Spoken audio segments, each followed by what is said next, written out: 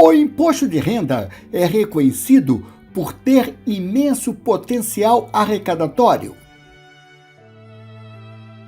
Poder fazer justiça fiscal e redistribuir renda, como nenhum outro tributo. Pode ser cobrado mais de quem tem mais e ganha mais, e cobrado menos ou não cobrado de quem ganha menos e tem menos, e ainda pode diminuir a desigualdade social. É sobre a história desse importante tributo que nós vamos conversar a partir de agora.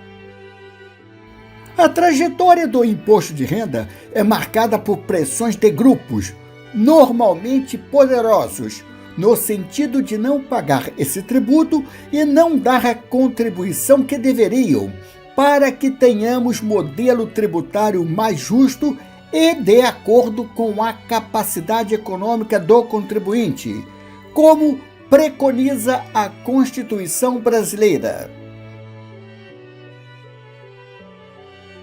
No século XV, surgiram em Florença os primeiros movimentos para uma efetiva tributação sobre a renda. Foi criado o tributo conhecido como catasto, que transferiu a tributação direta da propriedade para a renda. Inicialmente não tinha caráter de progressividade, pois havia apenas uma alíquota. Não demorou muito para que o catasto se tornasse progressivo e se denominasse escala. Instituía-se o que ficou conhecido como 10ª escalata, décima um nome genérico que se dava aos impostos, e escalata, gradual, progressivo. A 10ª escalata não teve longa duração, porque atingia os mais ricos, que não aceitavam arcar com maior carga tributária. O imposto foi extinto.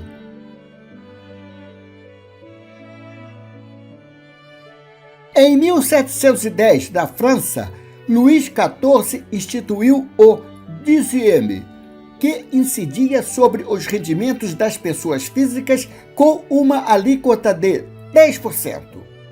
Mais tarde, em 1749, o dixième se transformou em vingtième. Havia pressão de grupos para não pagar o imposto. Foram concedidas diversas isenções que descaracterizaram a proposta inicial. O imposto foi eliminado.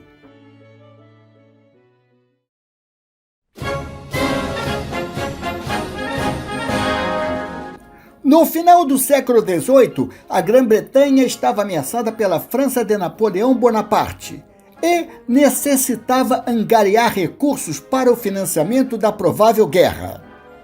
Preocupado, o primeiro-ministro William Pitt propôs instituir um imposto sobre a renda. Teve que dobrar as resistências dos britânicos e da Câmara dos Comuns para que o projeto fosse aprovado. Muitos se voltaram contra a cobrança do novo imposto, mas, graças à iminência do conflito internacional e à persistência de Pitt, o imposto foi aprovado.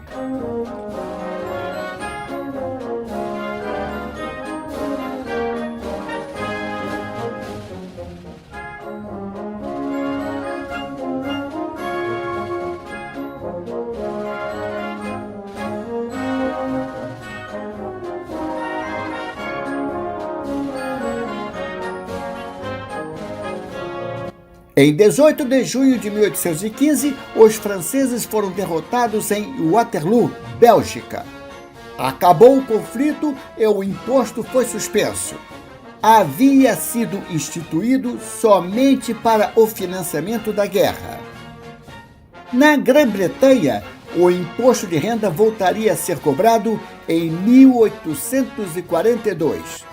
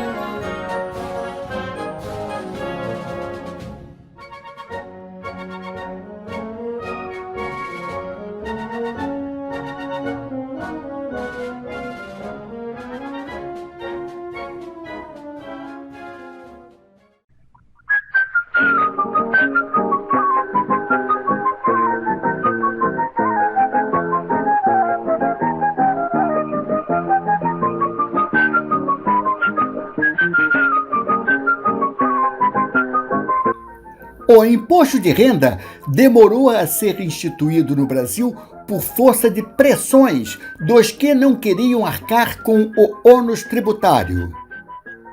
A primeira disposição no Brasil sobre o imposto de renda, não especificamente com esse nome, surgiu no início do reinado de Dom Pedro II, com a edição da Lei nº 317 de 1843. O artigo 23 estabeleceu um imposto progressivo sobre os vencimentos percebidos pelos cofres públicos e devia vigorar por 2 anos. Assemelhava-se a uma tributação exclusiva na fonte.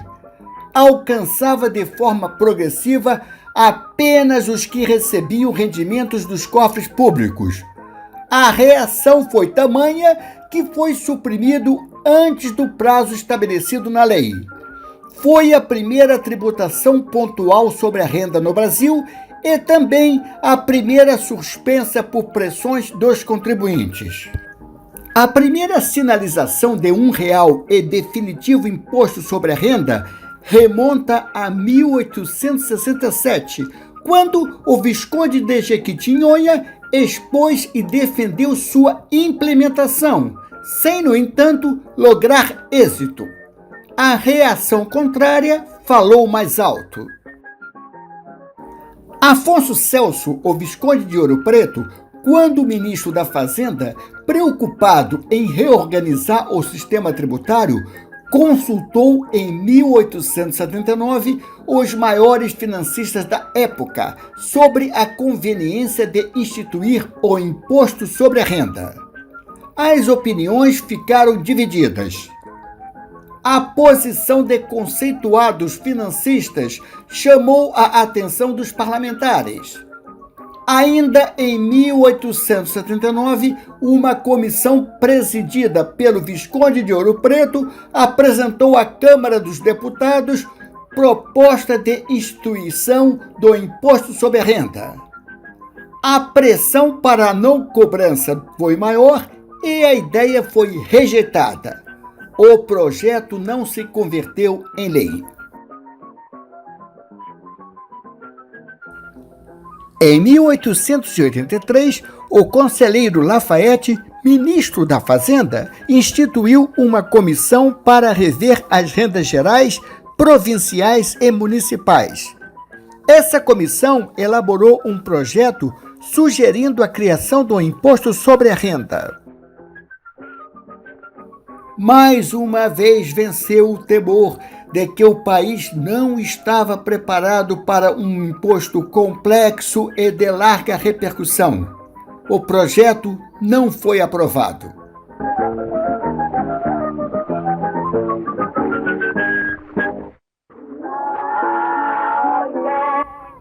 Nos primeiros anos da República, da chamada República Velha, o imposto sobre a renda foi por diversas vezes lembrado como uma das soluções para reduzir o déficit orçamentário. Os lobbies contrários à criação do imposto impediam sua implantação. O imposto sobre a renda participava cada vez mais da receita tributária dos países em que foi instituído. O Brasil conscientizava-se de que seria um importante meio de angariar recursos e de possuir um sistema tributário mais justo. Pouco a pouco, as resistências históricas no Congresso e na sociedade eram quebradas.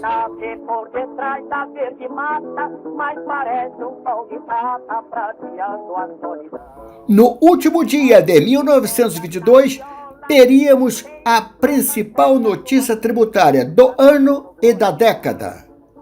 Era instituído no Brasil o imposto de renda, por força do artigo 31 da Lei nº 4.625, de 31 de dezembro de 1922, que orçou a Receita Geral da República dos Estados Unidos do Brasil para o exercício de 1923. Parece até que a alma da lua que descanta escondeu-se na garganta desse galo a soltar.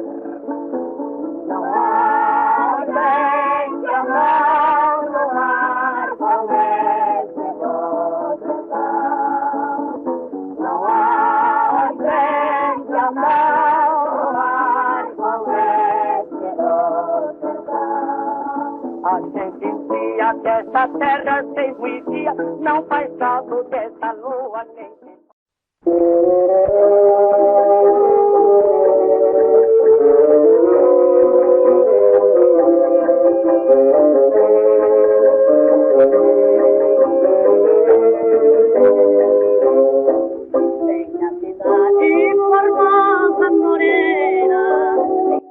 Desde a primeira declaração de imposto de renda, são permitidas deduções que diminuem o saldo a pagar. Dessas, a mais antiga é a de dependentes. Porém, o primeiro regulamento do imposto de renda, de 1924, não incluía os dependentes no rol das deduções. No ano seguinte, a Lei nº 4.984, de 31 de dezembro de 1925, permitia que os dependentes fizessem parte das deduções. Desde então, os valores relativos a encargos de família puderam ser deduzidos ininterruptamente em todos os exercícios. A declaração simplificada atual, em vigor desde o exercício de 1996, substitui todas as deduções pelo desconto simplificado, inclusive encargos de família, mas o modelo completo contempla a despesa com dependentes. O modelo simplificado anterior, vigente nos exercícios de 1976 a 1989, permitia a dedução de encargos de família. Em 1926, o valor para cada dependente era de 3 contos de réis, e o limite de isenção, na tabela progressiva, 6 contos de réis. Correspondia a 50% do valor de isenção, impensável para os dias de hoje.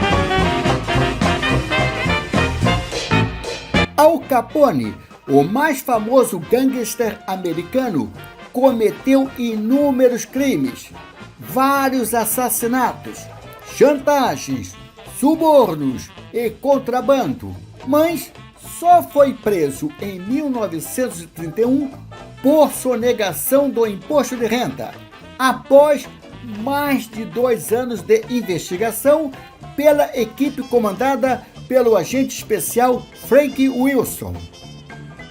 Wilson trabalhava na inteligência do imposto de renda americano, o Internal Revenue Service, que na época se chamava Bureau of Internal Service.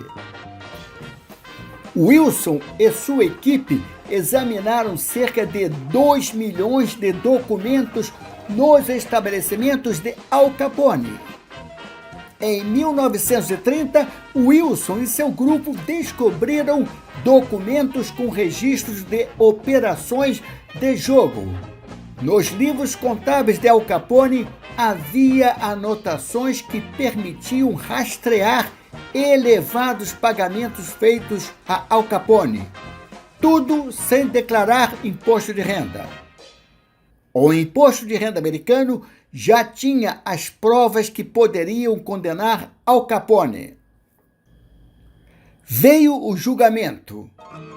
Para surpresa de muitos, Al Capone seria condenado não pelos assassinatos, subornos e contrabandos, mas por sonegação do imposto de renda. A sentença foi de 11 anos de prisão. Esse fato deu grande prestígio ao imposto de renda americano. Com o feito, a carreira de Frank Wilson decolou. Em 1932, Wilson foi designado para investigar o sequestro do bebê de Charles Lindbergh, crime que comoveu os Estados Unidos e até hoje é comentado. Lindbergh ficou famoso por ter feito, em 1927, o primeiro voo solitário transatlântico, sem escala. Em 1936, Frank Wilson foi nomeado chefe do Serviço Secreto dos Estados Unidos. A renda não declarada de Al Capone passava de $1 milhão, o equivalente em 2020 a quase 17 milhões de dólares.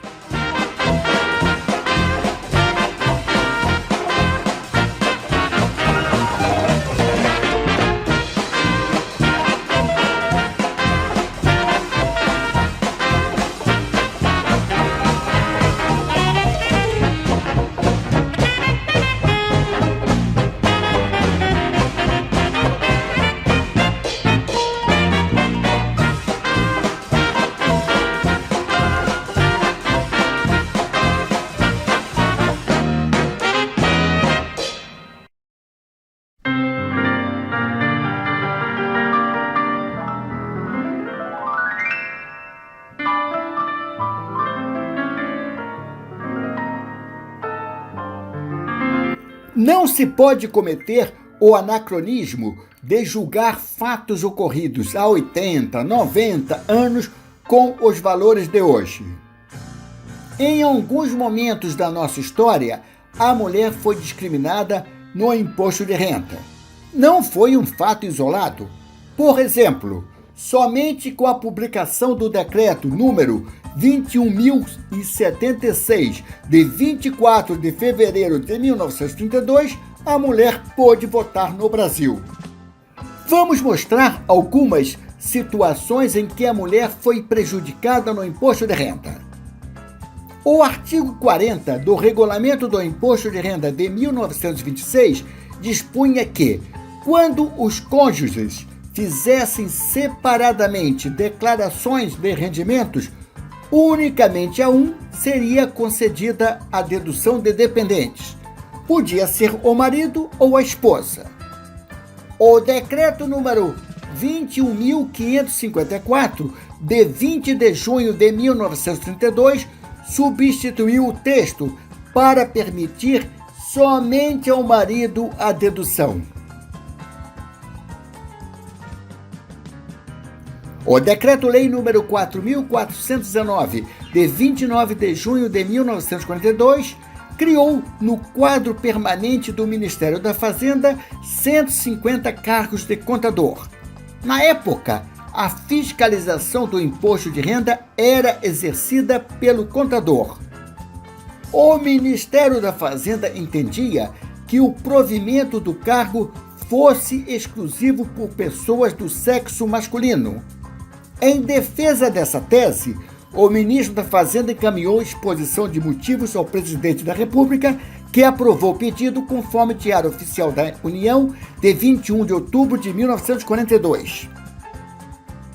Até a instituição da Receita Federal, em 1968, os órgãos máximos da administração do imposto de renda foram denominados Delegacia Geral, Diretoria, Divisão e Departamento. Quantas mulheres comandaram o imposto de renda?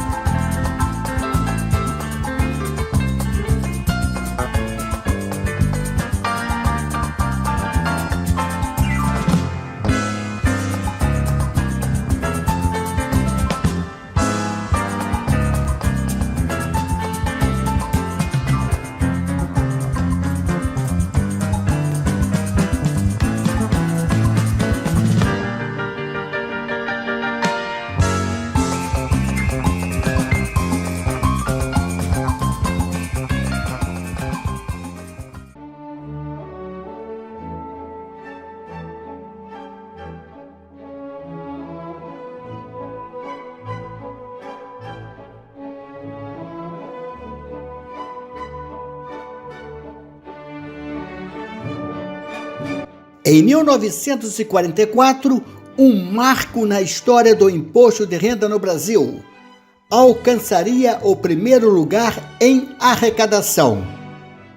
Vamos ver e analisar a participação em valores percentuais dos principais impostos e contribuições federais de 1924 a 2019. Escolhemos começar a partir de 1924 porque foi o ano da primeira declaração de imposto de renda. Em 1924, o imposto de importação detinha mais da metade da arrecadação tributária da União. O imposto de consumo vinha em segundo lugar com 27%. O imposto de renda estrearia com apenas 2,2% da Receita Tributária Federal, a menor de sua história. Só arrecadou mais que o imposto sobre loterias. Paulatinamente, a receita do imposto de renda aumentava até alcançar 10% em 1936.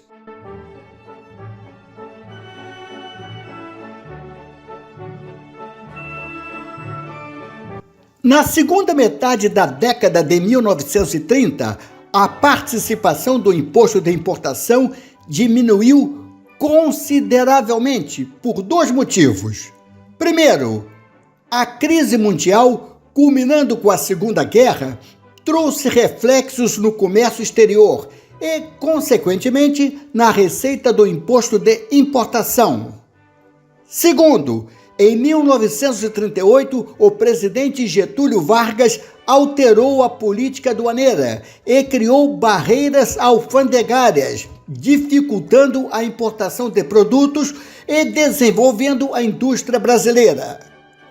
A partir daí, o imposto de importação perdeu a pujança arrecadatória, mas continuou importante na formulação da política aduaneira. O governo federal ficou preocupadíssimo. Como compensar a perda de arrecadação de seu maior tributo? Foi consenso que a solução residia no imposto de renda. Visando, sobretudo, aumento da arrecadação e melhoria do aparelho administrativo, foi criada a Comissão de Reorganização dos Serviços da Diretoria do Imposto de Renda, com amplos poderes para tomar medidas que aumentassem a arrecadação. Vivíamos num regime de exceção, o Estado Novo. Em 5 anos, o imposto de renda passou de 10% para 28% no total da Receita Tributária Federal. Em 1944, alcançaria o primeiro lugar.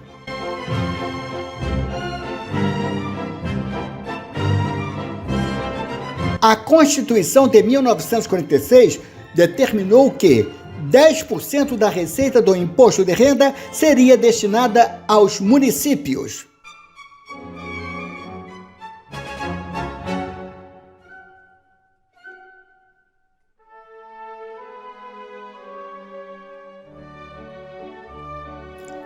Em 1965, teríamos um dos atos legais mais importantes da história tributária brasileira, a Emenda Constitucional número 18, de 1º de dezembro de 1965. Com apenas 27 artigos, foi uma verdadeira reforma tributária. Algumas alterações da Emenda Constitucional número 18 de 1965. Foi extinto o imposto de consumo e criado o imposto sobre produtos industrializados. Foi extinto o imposto sobre o selo e criado o imposto sobre operações financeiras. Foi extinto o imposto de vendas e consignações e criado o imposto sobre circulação de mercadorias. O imposto sobre vendas e consignações era o número 1 na arrecadação estadual. Foi instituído um sistema tributário integrado entre União, estados e municípios. Incluiu estados e Distrito Federal na participação da arrecadação do imposto de renda e do IPI. Até então, era restrita aos municípios.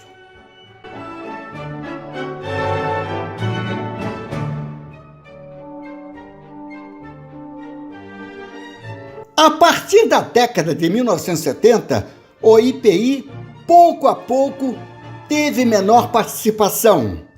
Em 1978, liderou pela última vez.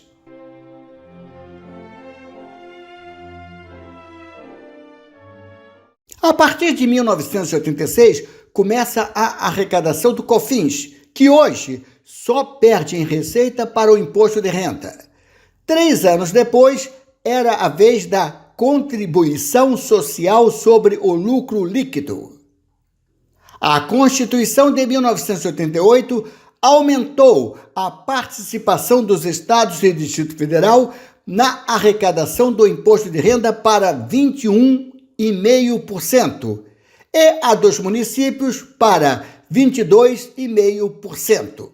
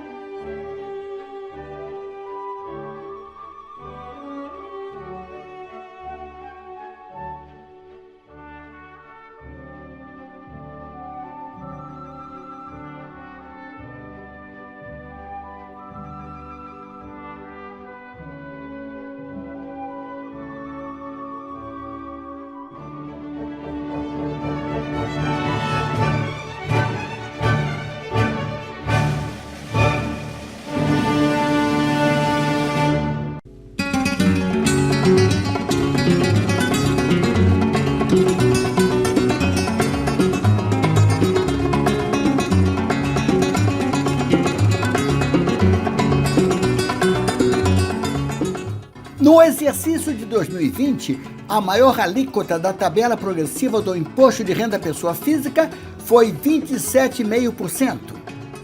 Você acha elevada? Veja a história da tabela progressiva. Qual foi a maior taxa marginal da tabela do Imposto de Renda Pessoa Física brasileiro?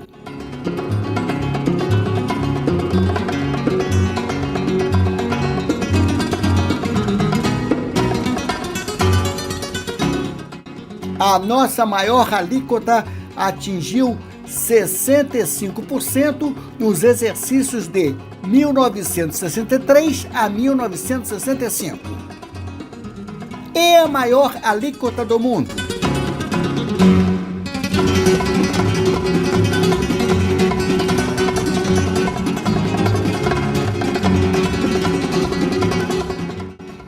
A maior alíquota no mundo atingiu 98%. Em que país?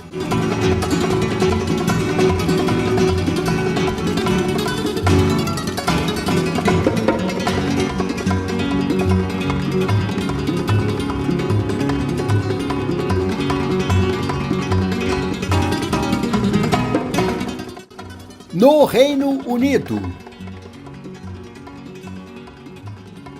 Quando?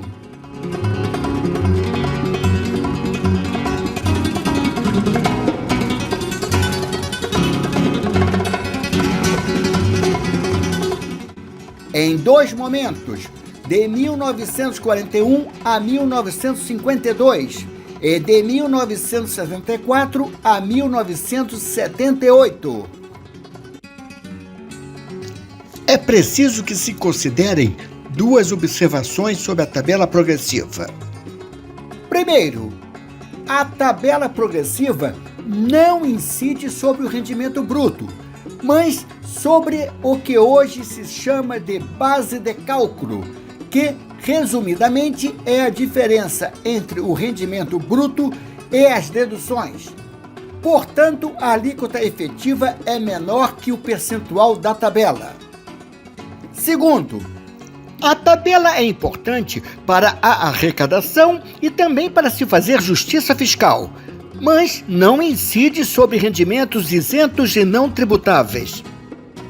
Se forem mantidos os privilégios tributários na isenção, a criação de alíquotas mais elevadas vai aumentar a injustiça fiscal e crescer a desigualdade social.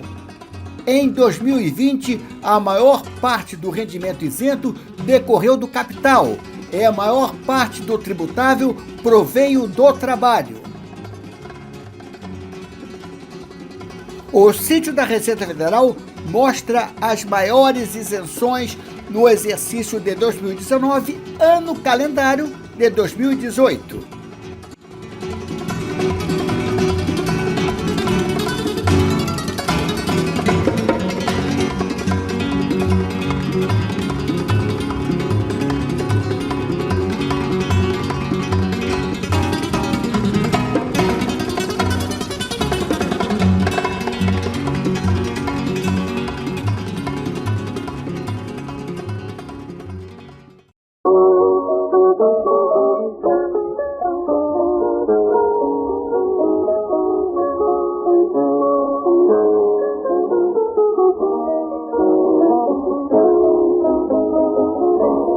A partir do exercício de 1963, ano base de 1962, por força do artigo 51 da Lei nº 4.069, de 11 de junho de 1962, o contribuinte ficou obrigado a apresentar, como parte da Declaração Anual de Rendimentos, uma declaração dos respectivos bens, que compreendia prédios, terrenos, direitos reais sobre imóveis, veículos, joias, metais preciosos, dinheiro e qualquer outra espécie de bem patrimonial, excetuados os móveis e utensílios de uso doméstico e o vestuário. Estava criada a Declaração de Bens. A legislação relaciona os bens que devem constar da declaração, porém, não impede que o contribuinte informe bens fora da obrigatoriedade. No exercício de 1982, ano base de 1981, Um contribuinte do Rio de Janeiro informou na declaração de bens a relação detalhada de tudo que possuía em 31 de dezembro de 1981. Faziam parte da declaração talheres, pratos, panelas, sapatos, camisas, calças, meias, lâmpadas, móveis, cama e mesa, discos, livros e até peças íntimas do vestuário. Enfim, nada escapou da relação.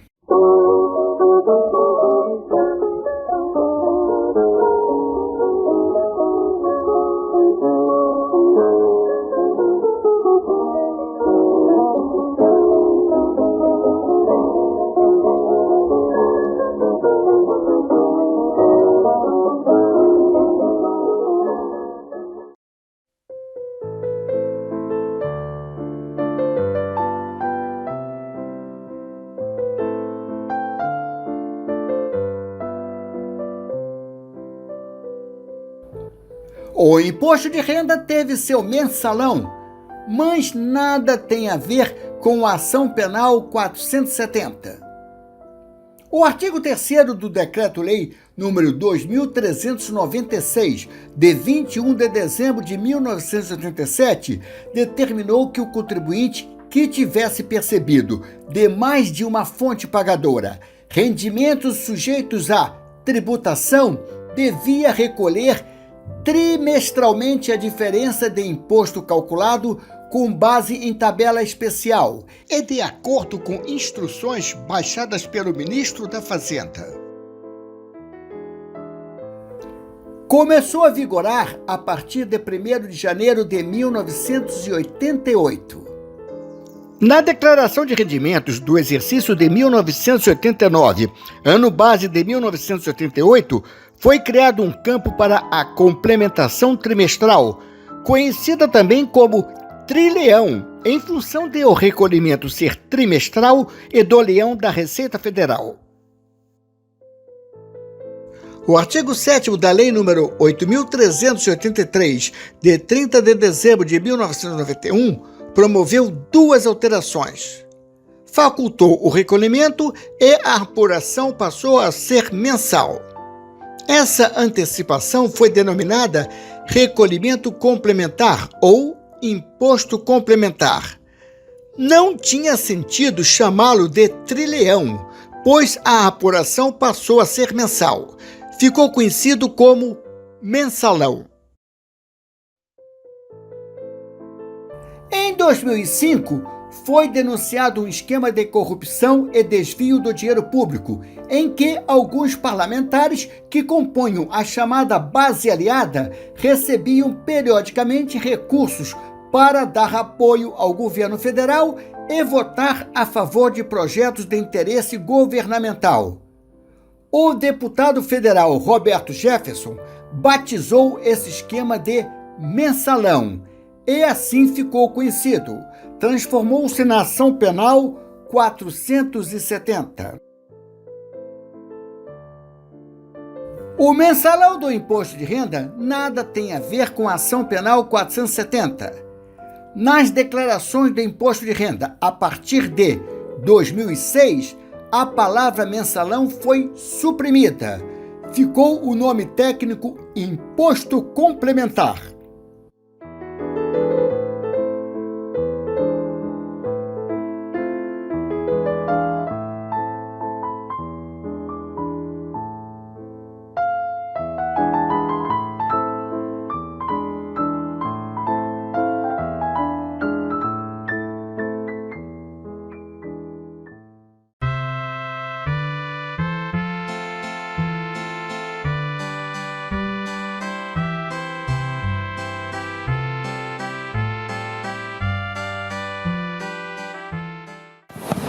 Nos países que seguem o calendário gregoriano, a passagem de 31 de dezembro para 1º de janeiro é efusivamente comemorada.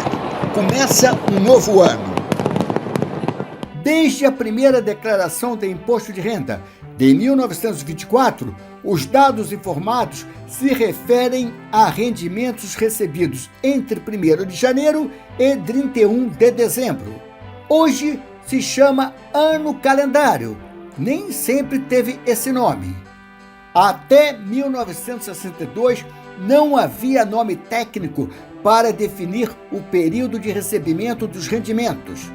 No exercício de 1963, pela primeira vez, constou na declaração de IRPF a expressão ano base, em referência ao ano de percepção dos rendimentos.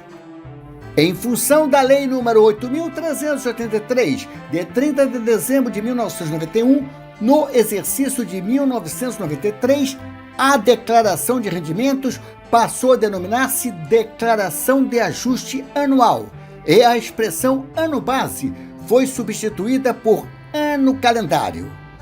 O período de ano fiscal não é único no mundo. No Japão, começa em 1º de abril e termina em 31 de março do ano seguinte. No Reino Unido, onde começou o moderno imposto de renda, o ano fiscal inicia em 6 de abril de um ano e termina em 5 de abril do ano seguinte. É uma história interessante. No século XVI, prevalecia o calendário juliano, implantado pelo cônsul romano Júlio César. O calendário tinha erros. Para corrigi-los, em 1582, o Papa Gregório XIII criou um novo calendário, que ficou conhecido como Gregoriano. Foram retirados 10 dias do calendário juliano, deixando de existir os dias 5 a 14 de outubro de 1582. Alguns países católicos o aceitaram imediatamente. A Grã-Bretanha demorou para adotá-lo. Até 1752, o Ano Novo Inglês começava no dia 25 de março, data em que alguns países de língua inglesa comemoram a festa da Anunciação. Para muitos cristãos, é a celebração da visita do arcanjo Gabriel à Virgem Maria, durante a qual ele a informou que ela seria a mãe de Jesus Cristo. A lógica de usar a festa da Anunciação como o início do ano é que ele coincide aproximadamente com o equinócio, quando a duração do dia e da noite é igual. Em 1752, a Grã-Bretanha resolveu adotar o calendário gregoriano. A defasagem entre os calendários gregoriano e inglês já era de 11 dias, que foram suprimidos. Assim, 25 de março passou a ser 6 de abril. O ano fiscal britânico, que vigorava a partir de 25 de março, passou a iniciar em 6 de abril de um ano e terminar em 5 de abril do ano seguinte.